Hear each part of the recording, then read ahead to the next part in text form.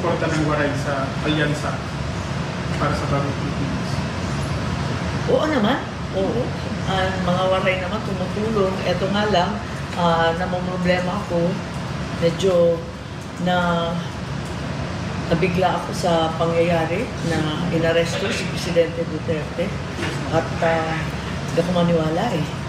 Medyo nayanig ako masyado. Kawawa naman si Presidente Duterte.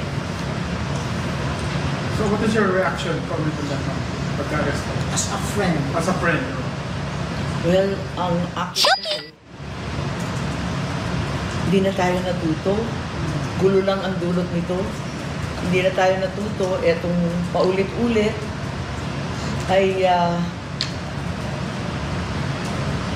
walang pakinabang sa mga naghihirap sa bayan ang bangayan ng politika. Parang naging siklo na tayo na ganito.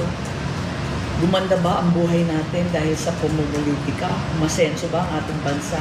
Hindi na tayo natuto. So, sa lahat ng nakakahiyang yugto sa ating politika, gantihan ng gantihan, awayan ng awayan. Yumaman ba? Nabusog ba? Sumaya ba ang taong bayan? Yun na lamang ang tanong ko. Awang-awa talaga ako. Naawa ako sa tatay ko noong 1986. Naawa din ako sa mga sunod-sunod na pangulo, kay ERAP, kay GMA. Gulo lang ang dulot nito. Hindi na tayo natuto. Paulit-ulit na lang tayo. May plano ka nang bisitahin si President? Tignan natin kasi mukhang wala namang pinapapasok. Ang akin lang emotional eh. Talagang awang-awa ako sobra. Anong initial reaction mo? Did you cry? Sorry? Naiyak ka ba? Well, nagulat ako. Nandun ako papunta ako sa Palumpo na nabalitaan ko na hininto. Oo. Awang-awa nga ako. Paano niyo po nalaman mo? Kasi matanda na, di ba? Parang sa tatay ko, nung nangyari, ganun din, nakakaawa din. May nag-inform sa'yo or through text? Text, oh. Mga news. Kayo, mga media. Anong panawagan mo sa Malacanang? Wala pa siguro. Ma'am, ano na yung masasabi mo na walang actual na warrant of arrest na isunod?